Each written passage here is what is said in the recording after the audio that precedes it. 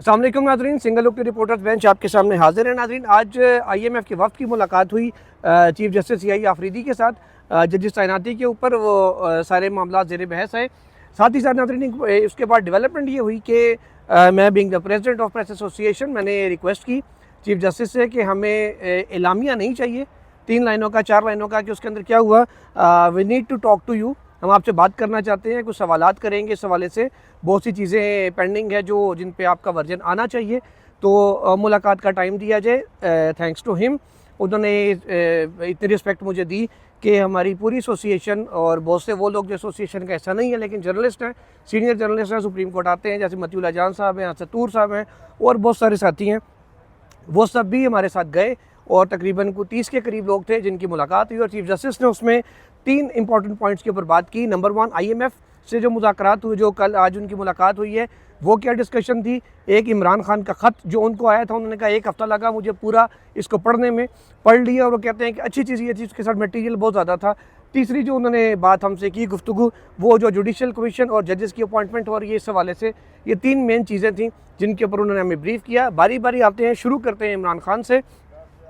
Chief justice CI Afridi ने कहा मुझे उनका ख़त मिला और मैंने अपनी टीम को उसको लगाया क्योंकि वो बहुत भारी भरकम तो ज़ाहिर है, 250 से 350 सफ़े थे उसके। उन्होंने कहा कि अच्छी चीज़ ये थी कि इमरान खान साहब ने सिर्फ ख़त नहीं लिखा, उसके साथ जो सपोर्टिंग मटेरियल था वो उन्होंने कहा जी वो बहुत ज़्यादा उन्होंने दिया था और उस मटेरियल की उन्होंने एक USB भी साथ हमें प्रोवाइड की थी।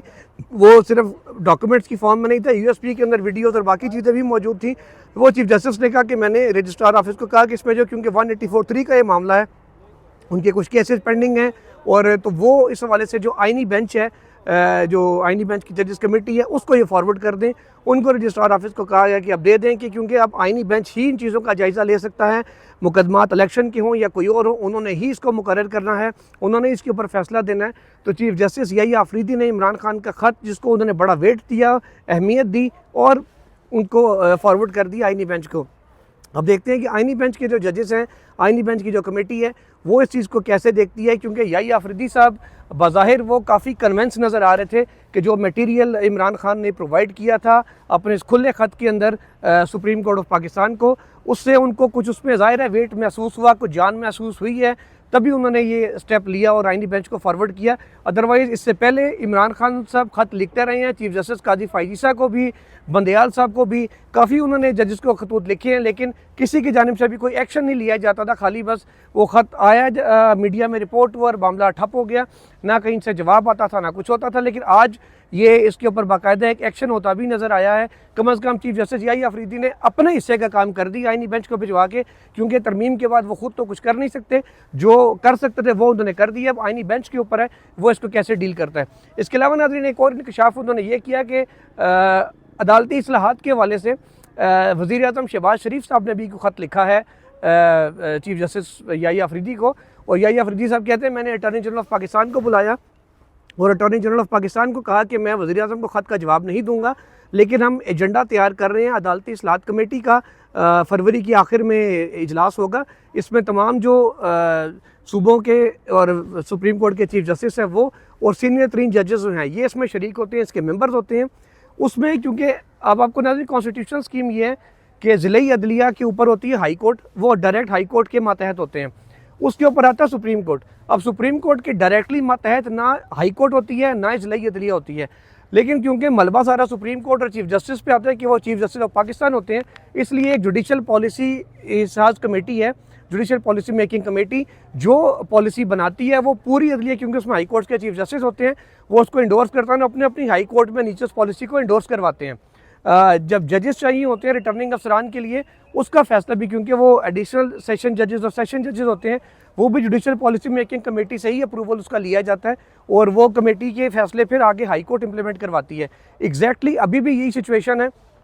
इस महीने की आखिर पे इजलास होना है, तो चीफ जस्टिस ने कहा कि हम एजेंडा अपना भिजवा रहे हैं शहबाज शरीफ को कि वो अपनी टीम के साथ भले आएँ, आके अपने इनपुट हमें दे दें, उसको हम कमेटी के सामने रख देंगे। इसी तरीके से आज जब यहाँ पर उमर अयूब साहब आए हुए थे सुबह फौजी अदालतों के केस की समाअत के लिए, तो उनसे भी रब्ता किया गया सुप्रीम कोर्ट की जानिब से और उनको बुलाया गया और बुला के उनसे जो सुप्रीम कोर्ट का मुतलका अमला है उसने मुलाकात की और उनको भी ये बात कही कि आप क्योंकि लीडर ऑफ अपोजिशन हैं तो अदालती इस्लाहात कमेटी के हवाले से जो जो इनपुट आप देना चाहें आपको भी एजेंडा 1-2 दिन में फाइनल करके फॉरवर्ड कर दिया जाएगा। वज़ीर-ए-आज़म को और अपोजिशन लीडर को एक साथ ये एजेंडा भिजवाया जाएगा सुप्रीम कोर्ट की जानिब से, और उसमें उनसे भी इनपुट ली जाएगी कि आप बता दें कि आप अदालती इस्लाहात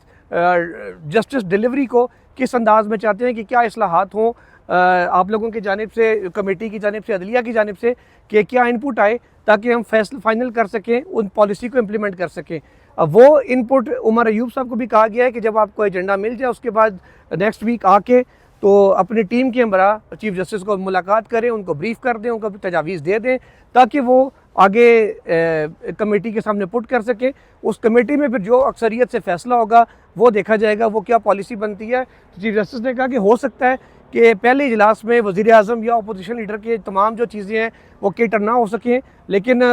जो हो सकेंगी वो कमेटी ज़रूर करेगी, और कमेटी का फ़ैसला मेजॉरिटी बेस पे ज़ाहिर होता है या कंसेंसस से होता है। उसमें कोई एक बंदा अपनी चीज़ को इम्पोज नहीं कर सकता, कन्विंस करना पड़ता सबको। अच्छा, इसके अलावा नाज़रीन जो जजेस अपॉइंटमेंट है उसके ऊपर जजेस इख्तलाफात के ऊपर भी बात हुई।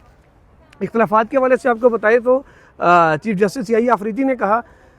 खतूत लिखने का जब उनसे सवाल हुआ तो उन्होंने कहा कि जी ये असल में पुरानी आदत पड़ी हुई है लोगों को ख़त लिखने की, लेकिन काउंसलिंग हो रही है, साथ साथ इस मसले को वक्त के साथ साथ ठीक कर दिया जाएगा, ये मसला हल हो जाएगा। इस पर उन्होंने कहा कि जो जजेस के ख़त था, जो एतराज़ात उनके थे, आल्दो कि वो मेरे रोकने के बावजूद रुके नहीं कल जुडिशल कमीशन इजलास में, लेकिन हुआ वही जो वो चाह रहे थे। वो तो चाह रहे थे कि इजलास मुलतवी हो, लेकिन इजलास हो गया। लेकिन वो कहते हैं कि दोनों जजेस को इतराज़ था लाहौर हाई कोर्ट से जो नॉमिनेशंस आए हैं, जो 5 सीनियर के नाम आ रहे हैं उनके ऊपर, क्योंकि आपको याद होगा कमीशन ने यूनानिमसली, मुनीब साहब ने, मंसूर साहब ने, इन सब ने कहा था कि जो शुजात अली खान साहब हैं और अली बाकर नजफी साहब हैं, इनको हाई कोर्ट का चीफ जस्टिस ना बनाया जाए। आलिया नीलम साहिबा को लाए थे, उनके हवाले से जजेस की राय अच्छी नहीं थी जुडिशल कमीशन में, और उन्हीं की ज़ाहिर है क्योंकि वो टॉप 5 सीनियर में कंसिडर होने थे, तो जिनको हाई कोर्ट का चीफ जस्टिस नहीं बनाया गया उनको सुप्रीम कोर्ट में जज कैसे बनाया जा सकता था, ये एक उनके माइंड में था, और कभी इम्कान भी था कि शायद उनको ले आया जाए। लेकिन चीफ जस्टिस कहते हैं कि उनके नामों के ऊपर लाहौर हाई कोर्ट से हमने सिरे से कोई बंदा ही नहीं लिया, क्योंकि उन जजेस को इतराज़ था, ऑल दो कि वो जा चुके थे, लेकिन हमने उसको केटर किया। दूसरा उन्होंने कहा कि सीनियरिटी का मामला, सीनियरिटी के ऊपर चीफ जस्टिस सीआई आफरीदी ने नाज़रीन एक मेरी नज़र में एक आइडियल स्टांस लिया है, बहुत अच्छा स्टांस उन्होंने लिया है। हम उनकी वो तनकीद उनके ऊपर करते हैं, लेकिन एक अच्छी बात यह है जो उन्होंने स्टांस लिया है। उन्होंने कल जुडिशल कमीशन ऑफ पाकिस्तान में लिख के दिया कि जस्टिस सरफराज डोगर का कोई काम नहीं है सुप्रीम इस्लामाबाद हाई कोर्ट के टॉप 5 में, टॉप सीनियरिटी में होना। उन्होंने कहा मेरी नज़र में ये जूनियर जज है, ही शुड बी देयर, ये टॉप 5 में नहीं होना चाहिए। इसी वजह से वो कहते हैं कि वो आया मामला तो हमने इस चीज़ को कंसिडर ही नहीं किया। वो कहते हैं मैं चाहता था मियाँ गुल हसन औरंगज़ेब को सुप्रीम कोर्ट लाया जाए, उनका जज बनाया जाए, क्योंकि वो कहते हैं वोटिंग में जब ये अगर वो जजेस दोनों होते, वो वोट देते तो गुल हसन साहब सुप्रीम कोर्ट के जज बन सकते थे। अब लेकिन वो कहते हैं कि सीनियरिटी पे उन्होंने अपना ओपिनियन, कहते हैं मैंने लिख के दिया है, अटॉर्नी जनरल ने अपना ओपिनियन दिया सीनियरिटी के हवाले से, और उन्होंने ज़ाहिर है उनका तो प्रो गवर्नमेंट मौक़िफ़ है कि जो डोगर साहब आए हैं तो बिल्कुल ठीक आए हैं, डोगर साहब भी चीफ जस्टिस लगना चाहिए, या जो भी उनका मामला है। अटॉर्नी जनरल ने अपना मौक़िफ़ दिया, वो कहते हैं जी उनका मौक़िफ़ भी मीटिंग मिनट्स का हिस्सा बन गया, मेरा जो इन राइटिंग मौक़िफ़ था वो भी मीटिंग मिनट्स का हिस्सा बन गया सरफराज डोगर साहब के हवाले से। अब वो कहते हैं कि चीज़ें आ गई हैं, मैंने अपने साथी जजेस को भी ये कहा कि सिस्टम को चलने दें, सिस्टम पे एतमाद रखें, चीज़ें बेहतर होंगी। अब वो कहते हैं ये उनका इशू इस हद तक एड्रेस हुआ कि हमने सीनियरिटी का इशू तय नहीं किया, लेकिन चीफ जस्टिस ने कहा कि अब मेरी भी जो ओपिनियन थी जुडिशल कमीशन में, उन्होंने कहा ये मेरा ज़ाती ओपिनियन था, अब क्योंकि मैं अपना ज़ाती ओपिनियन एक्सप्रेस कर चुका हूँ, अब ये मामला जब जुडिशल साइड के ऊपर आएगा, जब जुडिशल साइड पे ही आएगा तो फिर एक जुडिशली जो इसको तयन किया जाएगा, यानी कि अदालत में जब ये केस की सूरत में आएगा तब इस बात का तयन होगा कि आया सरफराज डोगर साहब की सीनियरिटी नंबर 1 की है या नहीं, और वो चीफ जस्टिस बनने के अहल हैं या नहीं, या वो टॉप 5 में आ सकते हैं या नहीं। उन्होंने कहा जुडिशली अब ये तयन होगा, और मैं क्योंकि अपनी राय दे चुका हूँ तो मैं फिर उस बेंच का हिस्सा नहीं होऊंगा जो बेंच इस चीज़ को तय करेगा कि जजेस में सीनियरिटी में कौन किस नंबर पे है, कौन किस नंबर पर नहीं। अपना ओपिनियन उन्होंने ये दे दिया कि उनकी नज़र में सरफराज डोगर साहब सीनियरिटी के अहल नहीं हैं, वो ट्रांसफ़र होके आए हैं, जूनियर जज हैं, तो उनको दोबारा ओथ लेके जूनियर साइड पे जाना पड़ेगा। ये चीफ जस्टिस का ज़ाती मौक़िफ़ था। इसके अलावा नाज़रीन जो अहम बात तैनातियों के हवाले से हुई, उन्होंने कहा कि मैं तो चाह रहा था पहले बल्कि उस पर आ जाते हैं जो 6 जजेस का ख़त है इस्लामाबाद हाई कोर्ट का। इस्लामाबाद हाई कोर्ट के 6 जजेस के ख़त के हवाले से भी उनसे बात हुई। उन्होंने कहा कि जिस दिन 26 अक्टूबर को मैंने हलफ उठाया कि सबसे पहले मैंने उन 6 जजेस को अपने घर बुलाया, उन तमाम जजेस को बुलाया, उनकी बात सुनी और उनका जो मसला है उन्होंने कहा जी मेरा एजेंडा नंबर 1 है,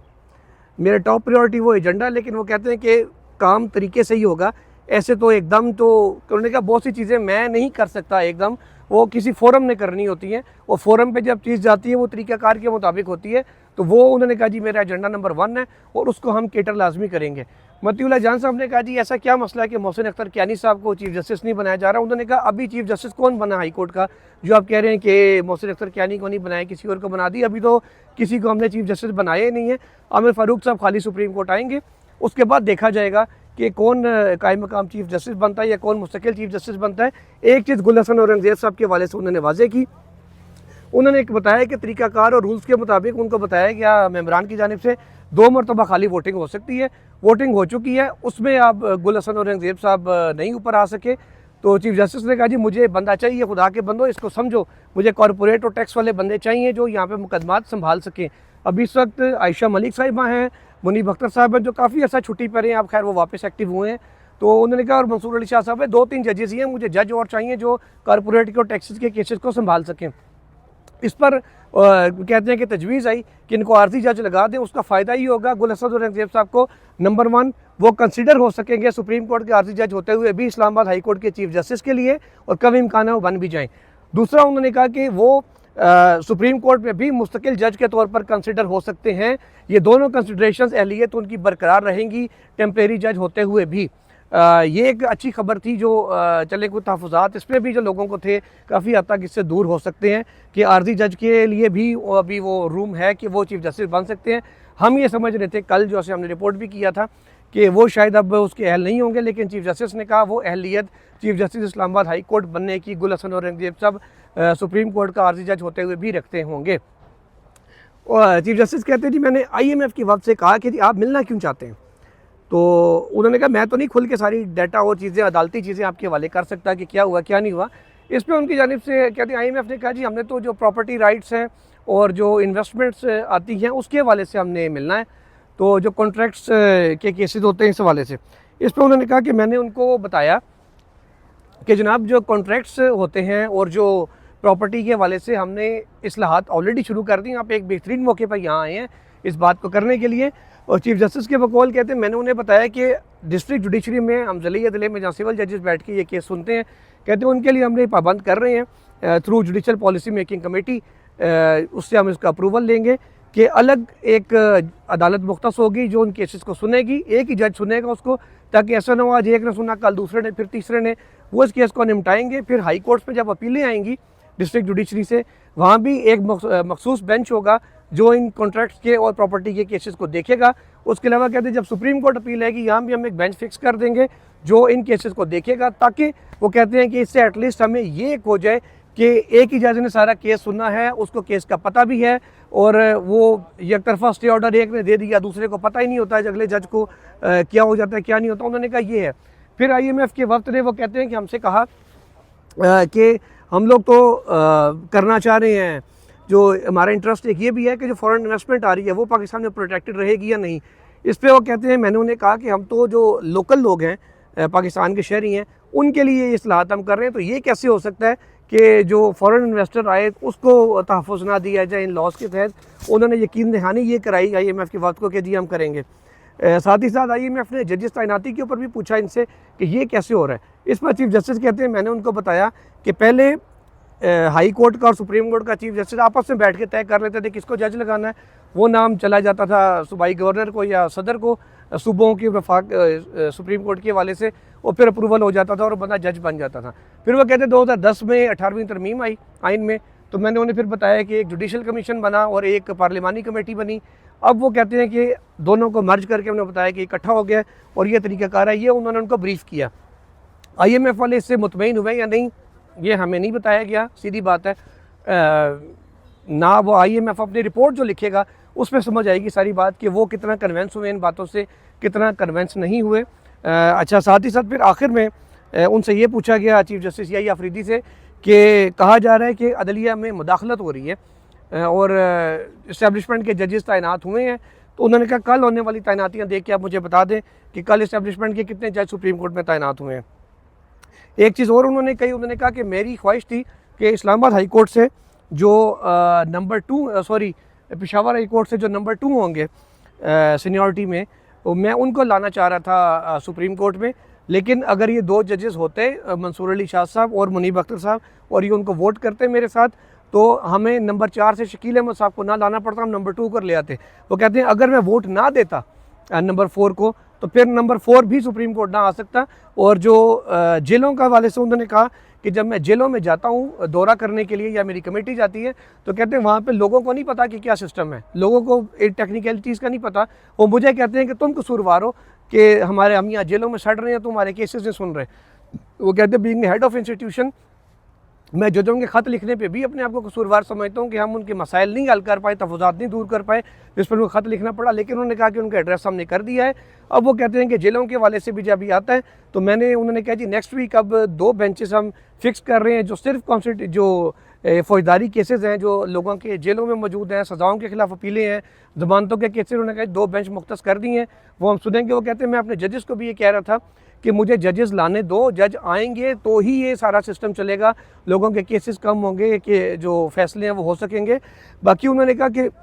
आईनी तरमीम के ऊपर उन्होंने कोई बात नहीं की कि वो सही है नहीं, उसके ऊपर उन्होंने अपनी कोई राय नहीं दी। ऑब्वियसली वो बेनिफिशरी हैं उसके, तरमीम के बाद ही तो वो आए हैं। और साथ उन्होंने उस पे केस की कोई बात नहीं की मिलिट्री कोर्ट्स के हवाले से, क्योंकि वो केस उनके पास नहीं है, तो ना उनसे इस हवाले से किसी ने सवाल पूछा, ना उन्होंने इस हवाले से कोई बात की। बाकी मैं एक मोटी सी नज़र मार लेता हूँ अभी कि अगर कुछ चीज़ मेरे से मिस हो रही है तो मैं उस हवाले से भी आपको बता दूँ। अच्छा, ये उन्होंने क्या कहते हैं, या अफरीदी साहब कहते हैं कि एक चीज़ उन्होंने ज़रूर अपने जजेस को कही कि उन्होंने कहा कि जब मुझे ख़त लिखा जाता है, तो वो कहते हैं मुझे ख़त आया जजेस का, तो मैंने कहा यार अच्छा चलो ठीक है रखो इसको, सुबह देखते हैं। कहते मैं वैसे ही घर जाने लगा था, तो मैंने कहा 2 मिनट ज़रा टीवी देख लेते। कहते मैंने टीवी ऑन किया तो ऊपर खबर चल रही थी। वो कहते हैं कि मैंने अपने जजेस को ये भी कहा कि यार मतलब ऐसा तो ना हो कि मुझे ख़त लिखते हैं, मेरे से पहले वो मीडिया को पहुँचा होता है, आया ख़त अभी मैंने खोला भी नहीं और टीवी के ऊपर उस पर खबरें चल रही हैं। वो कहते हैं कि इस हवाले से मुझे फिर है, उन्होंने कहा मैं एक डिफरेंट टाइप का जज हूँ, मैं अपनी मौक़िफ़ अपना राय उस वक्त देता हूँ जब मैं समझता हूँ कि मुनासिब वक्त है और चीज़ मेरे सामने आ चुकी है, और उस वक्त उन्होंने कहा जी मैं अपनी राय का इजहार करता हूँ। अब वो कहते हैं क्योंकि अब आप लोगों ने ये बात कर दी है, तो इसलिए मैं अभी इसके ऊपर ये बात कर रहा हूँ कि चीज़ मुझ तक पहले पहुँच जाए, उसके बाद भले मीडिया में जाए। वो कहते हैं साथ ही आप लोगों को आ जाती है, ये हो सकता है उनका ये कहना था मुझसे पहले आ जाती है। अब देखते हैं नाज़रीन कि नेक्स्ट वीक अब जो ख़बरें हैं 2-3 वो ये हैं कि अगले हफ़्ते वज़ीर-ए-आज़म और चीफ़ जस्टिस की मुलाकात होगी, अगले हफ़्ते उमर अयूब साहब की और चीफ़ जस्टिस की मुलाकात होगी, और अगले हफ़्ते में बहुत सी इंपॉर्टेंट चीज़ें और भी होने जा रही हैं, और कुछ अहम फ़ैसले भी होने जा रहे हैं सुप्रीम कोर्ट ऑफ पाकिस्तान में। उनकी तफसीलात से भी आपको वक्तन फ़वक्तन आगाह करेंगे। तब तक के लिए इजाज़त दीजिए। अल्लाह हाफ़िज़।